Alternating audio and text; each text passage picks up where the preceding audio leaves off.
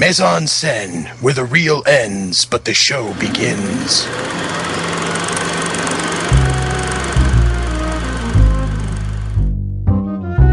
Hello everyone, and welcome to the first episode of Mise en Scène. I am your host, David Savage, and I got here with me, B. MacDonald. Hey, what's up? Helsing 920. What's up, guys? And Andrew Strobel. Hey everyone, glad to be here. Okay, and the whole point of Mise en Scène is that we basically look at various subjects throughout film, not necessarily top 10 lists or favorite actors, directors, that sort of thing. We go more into sometimes the technical side of it or even the philosophical side of it. Today's subject matter is 3D films, and that is basically the thing was with 3D films itself is that it's been around almost as old as film itself. Like in particular, the first earliest confirmed 3D film was released in September 27th, 1928. It was called The Power of Love. And now it's gone through its many stages. Like in particular, there was the golden era in the 50s, where you've got films such as Creature from the Black Lagoon, you got Alfred Hitchcock's Dial M for Murder, you got the William Castle horror films like House on Haunted Hill, and even the infamous ones like Robot Monster. And then, of course, you remember the revival of it in the 80s, where it's basically every horror film that was Amityville Horror and Friday the 13th, Jaws, yeah, yes, because Freddy and also Freddy's friggin' Dead, if we want to count the 90s stuff in there. Exactly, but everything was always that was late 80s. Well, was that one late 80s? I could have sworn that one was 92 or 91, 92. I actually was you're right, way early 90s. You're right. Yep. It was that whole idea of if it's a third and a sequel, usually it's Jaws 3D, Friday the 13th 3D. Yeah. And then, of course, we had that bit in the 90s where, for the most part, we didn't really see any 3D films that were released. They were usually resorted to, tourist attractions. Like Disney was known for having, Honey, I Shrunk the Audience, Jim Henson's Muppet Vision 3D, or even one in the late 80s, Captain EO, that's Francis Ford Coppola's, Michael Jackson film. I was just about to say, that was the one with Michael Jackson. Yep. And then what we got is basically in the aughts, say that's when Robert Rodriguez and James Cameron were bringing them in. Cameron had Ghosts of the Abyss, Rodriguez had Spy Kids 3D, and of course Shark Boy and Lava Girl. Exactly. And nowadays, especially with Cameron pushing forward his new, technique with 3D, especially his 3D cameras he used for Avatar in particular, which of course won the Academy Award for Best Cinematography. Now it seems that every film nowadays, at least major releases, are 3D. In fact, there's even one which was a documentary that Werner Herzog did called Cave of the Forgotten Dreams that is released in 3D. So at least we know that there are known auteurs out there who are playing with it. So we're going to start off with the BD here. So tell me, 3D, is it have a positive effect, negative effect? What is there something for the future? What do you say? Well, your question there's about three different questions with three different answers. Has it had a positive effect?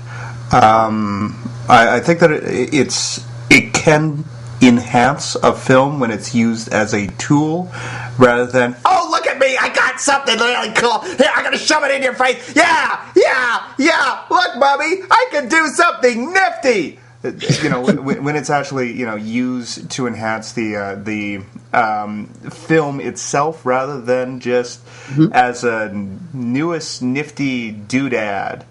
And I think that's what nobody is really talking about with Avatar, but that I think really used the 3D to great effect.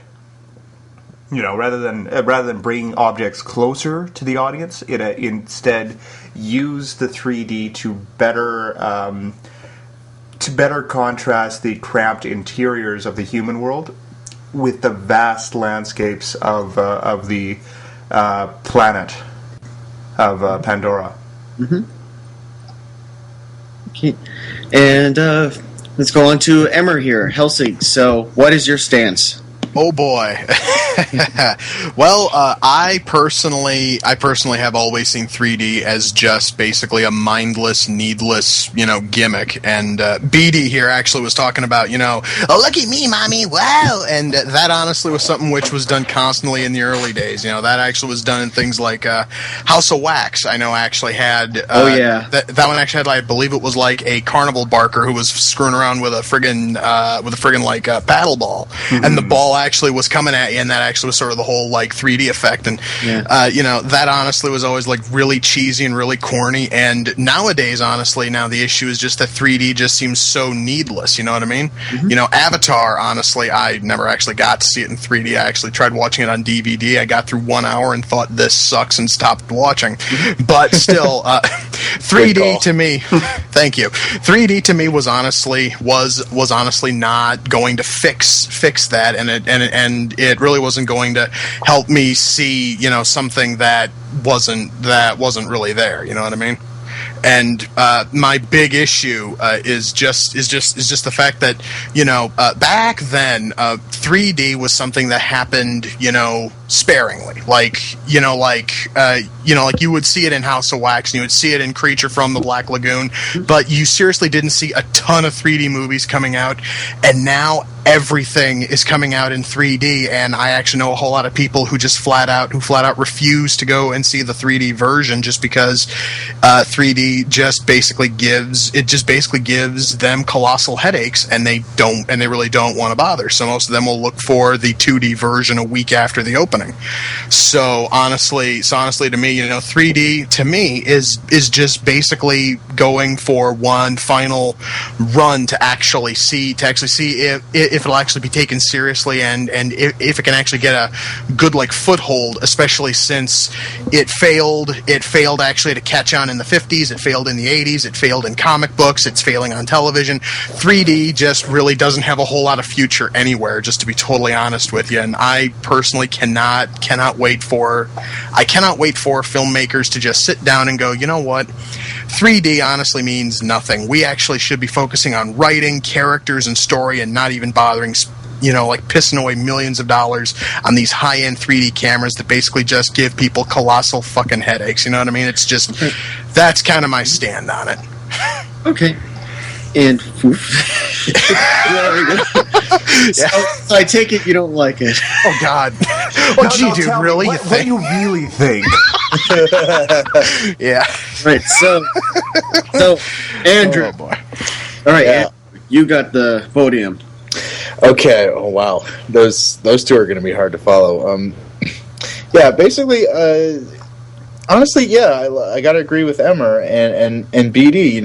It's 3D is really just a gimmick that's become sort of a major pastime amongst movies this past few years. Like you got movies that are bundled together with 3D that really don't need to be. Like they're starting to do that with comedies. Like I think they did that with Jack Black's Gulliver's Travels, and with Seth Green's Green Hornet, which I guess they might. Rogen, dude, it was Seth Rogen.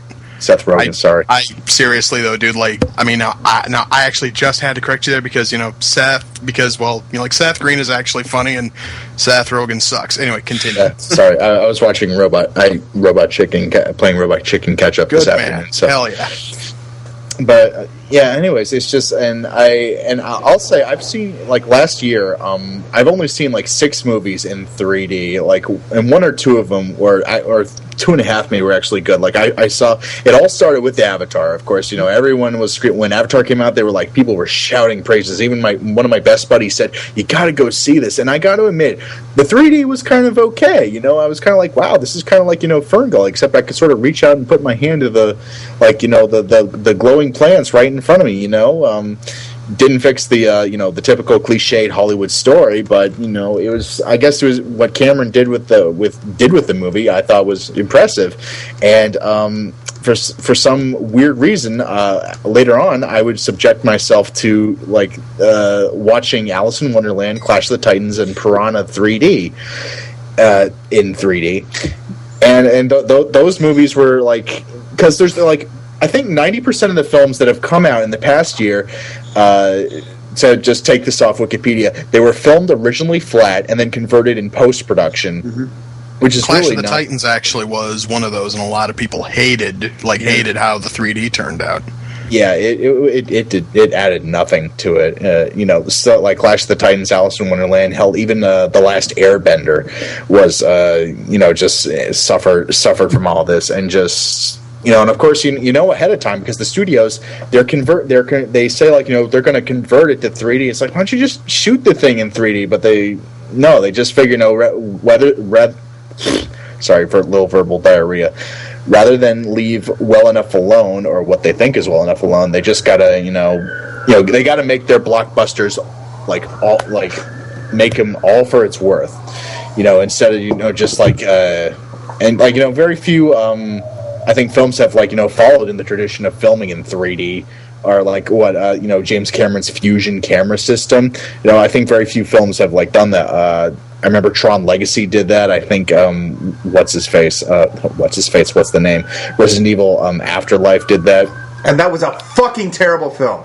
I just want to say that. Let's move on. Okay, dude. Well, fair enough. I personally, honestly, stopped fucking watching those movies after the first one, so I wouldn't know.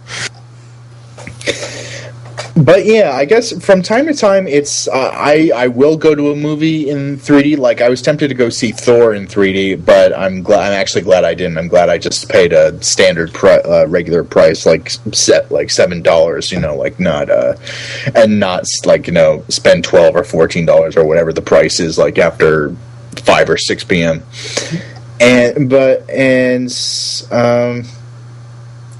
I think, but that's one thing for live action films. I think animation is kind of different altogether. I'm not sure what they do differently, because the only animated film I saw in 3D was Megamind, which was an okay film. On its own, plot was very predictable. But I suppose with animation, it's kind of sort of different, but not really. I have to see another animated film in 3D to really see if it's if Megamind was really if Megamind's 3D was about as useful as say something like Clash of the Titans.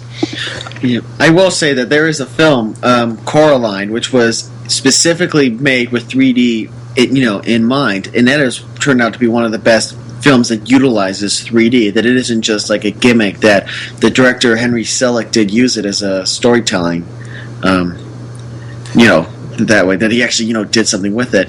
And also Monsters vs. Aliens was built from the ground up to take advantage of the 3D.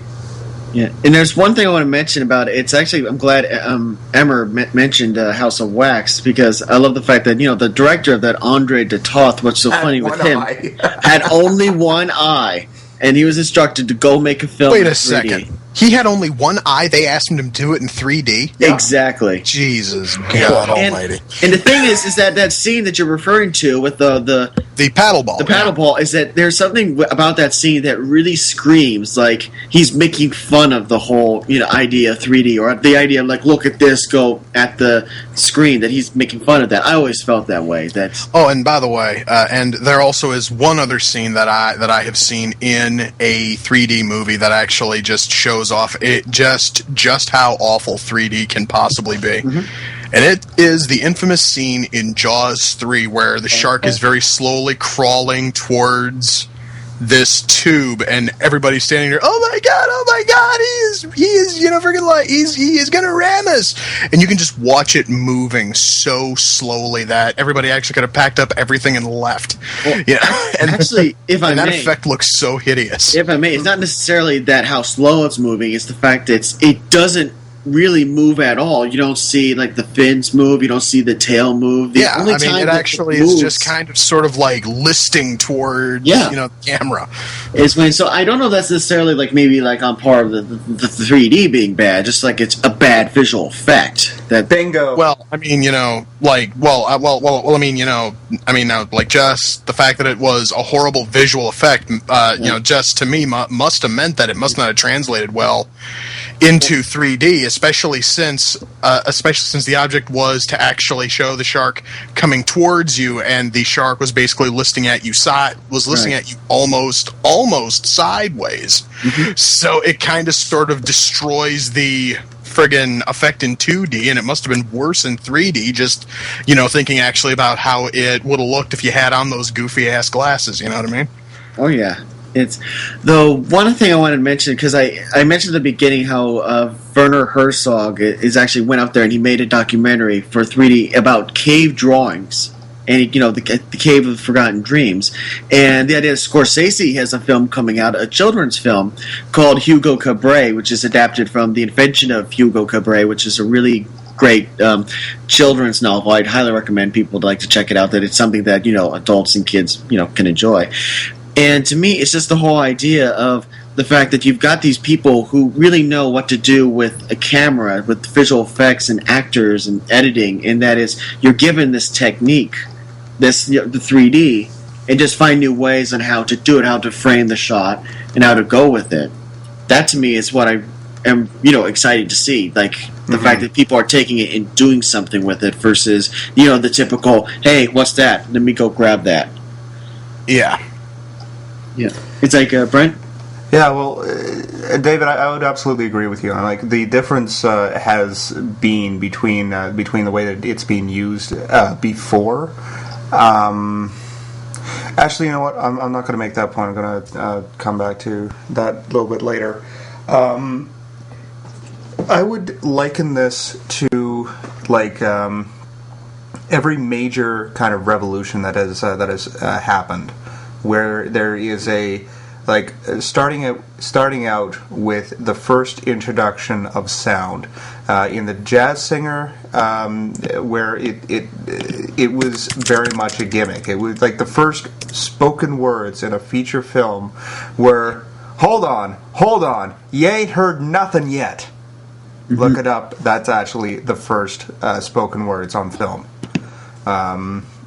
Then there was a massive demand for anything and everything with sound. Massive struggle to rebuild Hollywood so they could actually have this sound technology. And for the first couple years that this was going on, the visual kind of storytelling aspect was sacrificed, just simply so that they could have these sound the sound in there. They stopped actually moving the camera. Yeah, because they had to house it in this massive box so it wouldn't make sound. Mm-hmm. If I may mention, is that there's I know it's a classic film, and if anyone hasn't seen it yet, I highly recommend go rent Singing in the Rain. That's absolutely co-directed by Stanley Donen and Gene Kelly. Not only is it one of the, if not the best musical of all time, certainly of that era, anyway. Yeah, it is a hilarious film, which is a great take on the effect of like silent film transitioning into sound, and like there are many great gags where it's like they've got to put the microphone where they're going to put it in the plant or in the dress, and there's scenes where one character like Pierre, you shouldn't have come, and she turns away, you can't hear her anymore. It is an awesome film, which great and it's great very satire. accurate to that era. And keep in mind, this was only happening 30 years after the fact of this transition, like 20, 30 years. So this was still fresh. Well, I'm not going to say fresh in memory, but it was still something that people were aware of at that time that they were lampooning. And then so this was something that was very much used as a gimmick and advertised as such, and like a big selling feature. And nowadays, it's an afterthought. Like if you went to a film and it was silent, it'd be like, excuse me. And heck, there were even films that were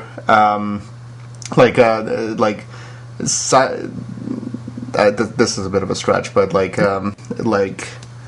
Mel Brooks's silent movie. Oh yeah. Oh, silent movie, classic film, dude. Yeah. So it's something that's essentially selling itself on, hey, I'm a silent film, but the next kind of revolution or whatever is actually color, and the big time that this was coming into its own was in the late 1930s. So 1939, you had you had The Wizard of Oz, which starts in black and white, and then it gets swept away into the world of Oz. And look at the vibrancy of that color. It's just practically screaming, hey, look at me, I'm in color, hey, look at me, and it was dazzling to the audience. And then another film released that year, Gone with the Wind, which is a drama, and it is absolutely vibrant. Yep. Absolutely vibrant. Yeah, because that's the thing with MGM, especially in that they were starting to get like a name for like a big sets, big dramatic use of color, and that's what they were going for. And those are the two films that greatly are great examples of that. Yeah, definitely. And I think that there are a couple factors that really parallel those kind of movements, which they both of those had a lot of time that it was struggling to take off before it just completely dominated the market, and I think that it's taken a little bit longer, a lot longer, but technology is such that it's you're not having to have that red and blue tinted goggles, which affects the color of the film that you're watching. You're not having to have that. You're seeing that clear, and it's much easier on the eyes. Yes, there are people that get headaches watching it for too long, but it's much easier on the eye. Or what we're seeing with like the Nintendo, or just to go to the world of video games, we've got the Nintendo 3DS coming along, where it's like you can actually that thing is awful. Yeah, which is actually, as you mentioned, Brandis, the fact that it tells you have to turn it down to 3D, or if you stare at it for like 30 minutes, you'll start to get a headache. Yeah, same thing actually happened, and the same thing actually happened years and years ago. The first time that video games really experimented with 3D, and that was it was the Virtual Boy, where you actually wound up with, let's see here now, you wound up with headaches, and you wound up being unable to see red for a few hours. Yeah, It's kind of messed up, man.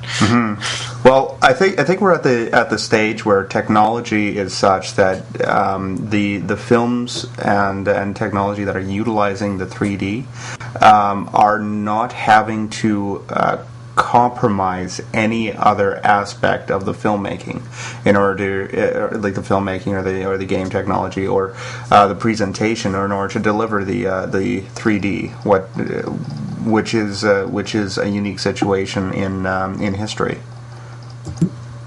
And I think that, combined with the fact that over the last few years, with like so many things that are competing for people's attention, ticket sales are actually going down. And yet, in 2010 was when. Was it 2010 or 2009 when Avatar was released? Well, I believe that was 2010. Well, it was 2009 when it was released, but it really made its money in 2010. It took off in 2010. Actually had posted higher revenue than any other previous year. And that is because of 3D, because they charge higher amounts for showing something in 3D. So they were able to make more money off the same number of ticket sales. That's the reason why you're seeing so many movies in 3D now. That essentially what they're doing is they're just seeing it as a way to make more money versus actually finding new ways to actually explore this new technology. Newer forms of 3D, I should say. We're at the beginnings of this. We're at the beginnings of this, and it's something that everything in their dog are being instead of actually shooting it in 3D, they've got an existing property, and they're trying to find they're desperate to try and find ways to make use of this or ride the storm, have larger returns on their massive massive investment onto this. So they're putting more money into this process of converting things in post-production into 3D. Mm-hmm.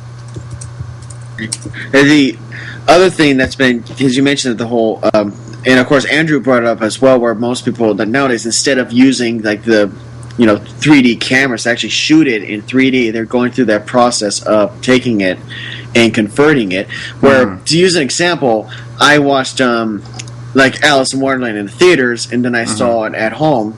And the thing is that it's literally, I remember that I missed images, bits in the performances and in the visual effects themselves because of the 3D stuff. Because the thing is that the film uses a lot of different, like, filters, for example, like different gels, like different uses of like color. Same thing for a film like The Last Airbender, which is beyond the fact that it was an atrocious film. It was basically blurry. You couldn't see a thing just because of the process that it went through. That it's it's one of those. That's why Avatar, James Cameron can get away with using the color of like blue, because I mean that's what he loves using. That he's been using that since the Terminator at the very least, if not even before that. So he's able to get away with that. Definitely. It's any takes on that, Emer or Andrew? No. You guys actually have summed up everything, pretty well, so. Yeah, or how about this? Because I know that you're pretty negative when it comes to 3D. Was there one film that you saw in 3D that came pretty close to you liking, or was it in spite of the 3D, or did the 3D ever enhance it for you? About the closest I can ever come to that is I once had the special edition DVD of Nightmare on Elm Street 6, Freddy's Dead. And that film actually came with a few pairs of 3D glasses, and you could actually watch the ending in 3D exactly as it was in theaters. And even though it actually looked cool and the 3D actually worked, it seriously didn't really enhance anything for me. And plus, I mean, I actually have watched a couple. I mean, now there actually were a few times in the early '90s when TV shows, especially on Fox, would actually do a weekend where they would show like a bunch of stuff in 3D. And I actually tried watching those, and everything sucked when it was in 3D, and that's partially because the 3D effect barely even worked. And to me, honestly, that to me at least just seems to be the biggest issue here is just that, okay, yeah, 3D oftentimes is there and it's kind of sort of noticeable, but it seriously is just there. You know what I mean? It's like, okay, yeah, I mean, a couple things are popping forward a couple inches, but it's not enough to really make you go, oh wow, look at this. So, Do you think there's a possibility that there are going to be filmmakers who really will latch onto that, like like the whole suggestion of like a filmmaker like Scorsese and taking it and enhancing it so there's a point to the 3D? There actually is a possibility of that. Yeah, I mean, well, all right. Now there is one huge thing that I could talk about, and I sadly have never had a chance to watch any of these because we don't have these around here in this part of the country. IMAX theaters, a whole lot of those films are shown in 3D, and some of those would probably look awesome when you are sitting there with that huge freaking screen, and most of those are always like freaking like nature-based documentaries, and those actually I could possibly see 3D working just basically now. I mean, because that way then you're able to sit there and everything is literally just coming. I mean, everything's just like coming to life, and it's real. It's not. It seriously is not a freaking like action film, a horror film, a sci-fi flick. It's nature, and it just to me that actually would seem a little bit more important, would be to use 3D in something like that, or documentaries of a few other sorts, because that actually would definitely enhance everything instead of just trying to work 3D into a movie script that really doesn't call for it. You know what I mean? Helsing, I think. Yes. I think what I'm hearing your issue with 3D is not the 3D itself, but rather how it's used. It actually is how it's utilized. Yes, Yeah. that to me is, and that seriously is just sort of why, to me, honestly, it just sort of comes off as this big ass gimmick, is because Well, it's nobody being actually used knows how to. as a big ass gimmick. That's how it's being utilized. Yeah, that is how it's being utilized, and I would probably have a little bit more respect for it if I could see something out there that actually utilized 3D well and actually used it in a manner that would actually enhance the film. And so far, I just haven't seen that. No, that's myself, because you didn't see Avatar in 3D.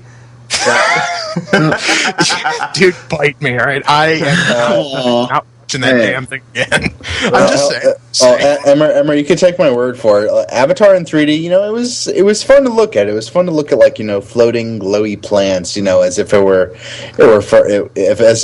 were like, sitting there right there in the forest of Fern Gully or Pandora, whatever they called it. But but overall, I don't know. It was fun to look at because I think Cameron got the, he got the cinematography down right, he got the focus down right, and whatever combination or the camera system he was using right. Mm-hmm. Although one thing to mention about that is that there's a film critic named Mark Commode who is very adamant in his anti-3D stance. So definitely look him up, guys, because I think he's a really good critic. He talked about. It's just like for Avatar, Clash of the Titans, what have you. But then when he saw Toy Story 3 and he saw it in 3D, and he just wondered that he loved it, and he went, how was that, possible? And the thing is that I believe the director said to him, Lee Unkrich said that they never intended it to make it a 3D film. They wanted to make it a film first and foremost.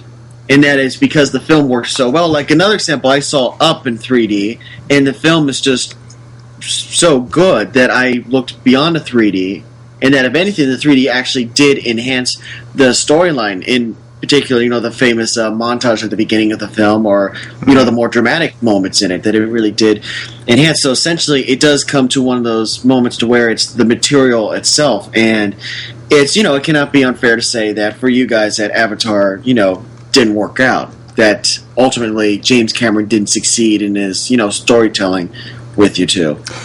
I want to intercede here. I don't think that there's anything wrong with the storytelling. Mm-hmm. I think it's something wrong with this story, and that's a very important distinction.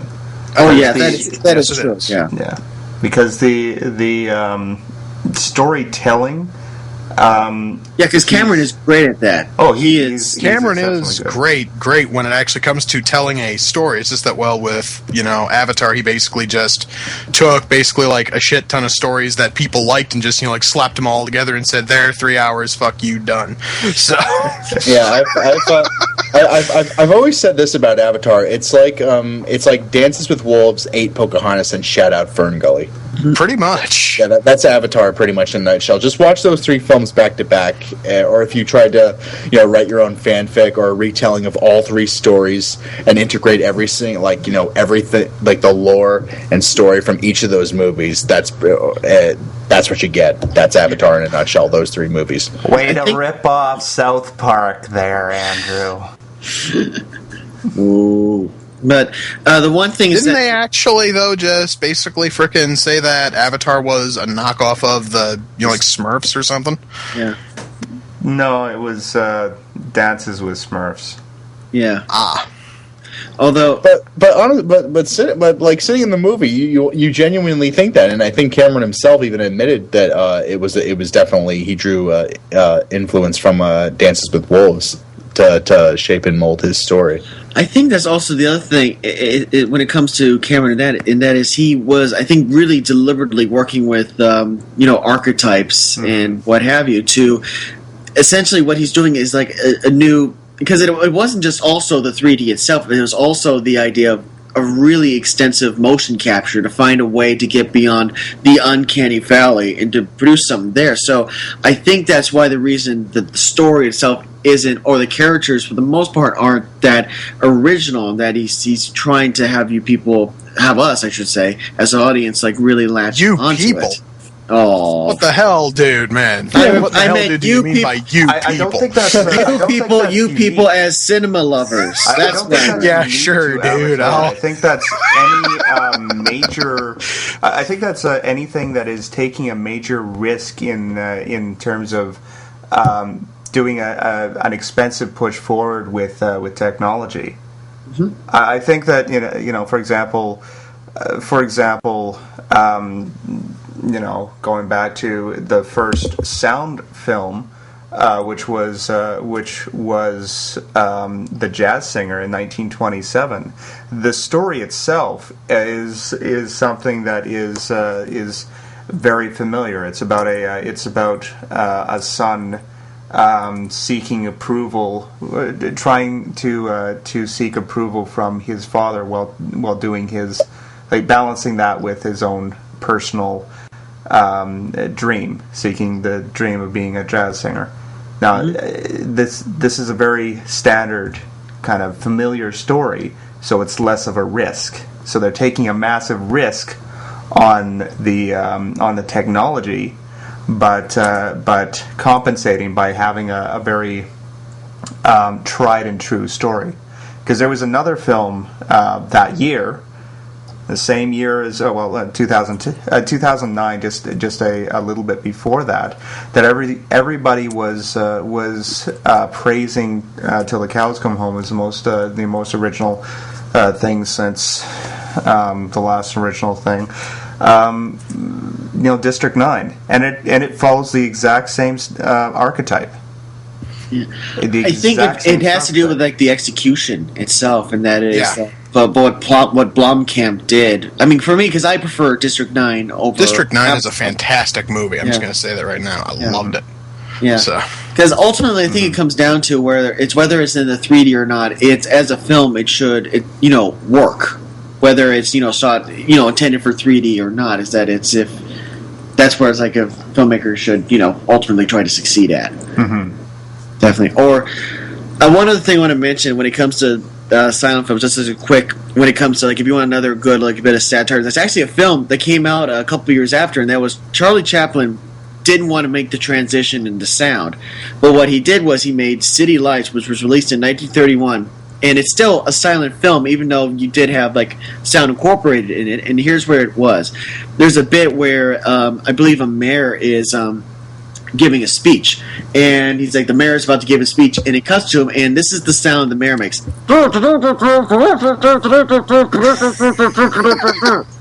So that's Chaplin's dig at the whole fact that to him most sound films were just tosh for the most part.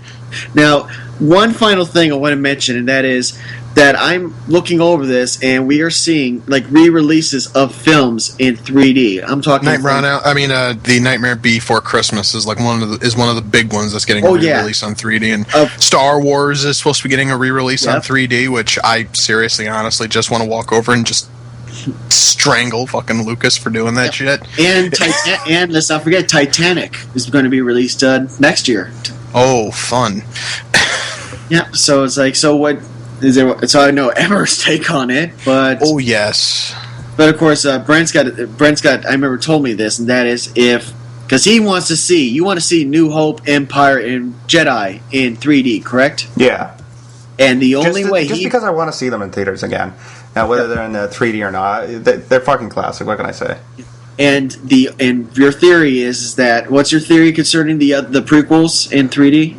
Well, here's the thing: if they're not going to make money, do you really think that if the prequels don't make money, that Lucas is going to continue pouring money into into continuing on to the original series?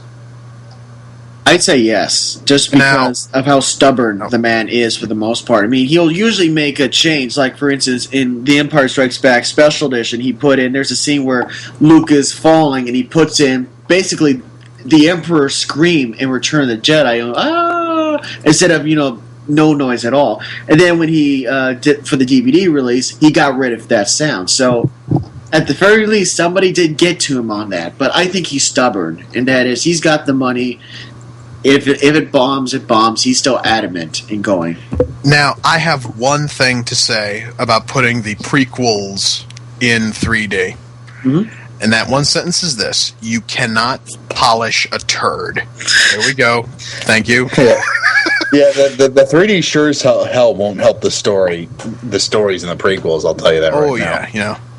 And do you think that if these are, successful, these, re-releases, Star Wars and the 6 Star Wars films and Titanic, do you think there's going to be much more of a demand for 3? Like, do you expect something, not just, action films, like see the Terminator, 1 and 2 in 3D, stuff like that, but I mean, do you think we'll see a classic film like Citizen Kane in 3D or 2001 in 3D? Dude, don't even put that thought into Hollywood's head about putting Citizen Kane in 3D. Well, just 2001 would be interesting to see in 2001 3D. might, and that actually is just because 2001 is a really artsy film anyway, and so putting it in 3D, that might actually do something with it, as long as the 3D is done well and not half-assed it like they did with Clash of the Titans. Yeah. So because I can just see the the Stargate sequence when he goes through. That would be in my mind would be a pretty good 3D sequence in its own. That I can just imagine that if they pull it off correctly. But like I said, we're just theorizing there. So we're gonna wrap this up. Any last thoughts on the 3D issue? If anybody else have something? Yeah, I got one. 3D, it's an overused gimmick that Hollywood is just it's beating it like a dead horse. It's fun. But it's fun to indulge in and watch some 3D films from time to time. Like if there's going to be some big dumb loud action movie coming out in 3D, and it's that's probably going to suck. But for the big dumb loud noisy action film or sci-fi film it is, I think I'll spend a few extra bucks to see it in 3D just to see what all the just to have a good old lazy time. Now, what I am going to say is this: 3D. Now 3D had a couple of years in the 50s. It was doing really good. A couple of years in the 80s, it was doing really good.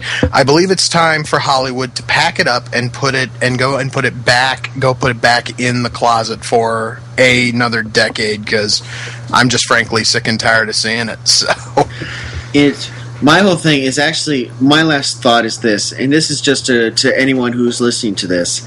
If you're going to go see a film and you hear it's going to be 3D, and you do like a 3D film, you do like to see films in 3D, what I would do is I would do a little research and find out whether that film was shot with 3D cameras or it was post-converted. Absolutely. Yeah, definitely.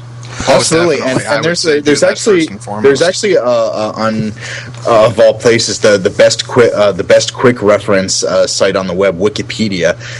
Just type in list of 3D films in Google, and it'll take you right to it, and it'll give you a list of all the films that have been released in 3D. You actually are able to organize them by by what type of 3D they used. By day, and most of them you'll find it'll say filmed flat, converted to 3D in post-production, and as far as I know, I think the only two movies I've seen that were actually legitimately filmed or in 3D or with the James Cameron Fusion system are both Avatar and Tron Legacy. Actually, dude, believe it or not, I actually have the list up, and everything that was filmed with the Fusion camera are as follows: Avatar, naturally. Step Up 3D. Oh, wow, we actually getting classy now. The Jonas Brothers 3D concert experience. Oh, stop, Journey to the Center of the Earth. U2 3D, which was actually released in 2007, making it the first film that used the Fusion system, apparently. And The Final Destination. That's it. That is everything that's used the Fusion system. That is not a complete one, because you've got the Afterlife. All right. Well, I honestly though am just giving you everything that's listed on Wikipedia, and all of us actually know how friggin' accurate Wikipedia is. So. My final thought on this is that, well, 3D isn't a gimmick. It's being used as a gimmick. That's a very important distinction, and I would argue that it's here to stay. I'm looking for the reason that this is here to stay. Number one is that it's making money. Number two is that we're at a stage where it's not that much more expensive to actually show a movie in 3D than it is to show it in 2D, because right now with the digital projectors, it's the same technology that is used to project both. And I personally am looking forward to seeing how people like filmmakers use this technology. Especially since, unlike the way it was in the 1980s and 1950s, having filming the film in 3D as opposed to in 2D really is not that dramatically different in terms of how it's, and that's actually a discussion for another day. But films, the way that they have been shot, are different, and so it's no longer nearly as noticeable when something goes into 3D versus something in 2D in terms of the technique of how it's shot. Anyway, I think I rambled on enough. I'm done. Yeah, and I think that's actually going to do it for the first episode of Mise en Scène. So tune in next time where we're going to have a new topic concerning film today. And so, on behalf of BD MacDonald, Helsing 920, and Andrew Strobel, this is David saying I'll be seeing you at the movies. Bye, everybody. Au revoir. See ya.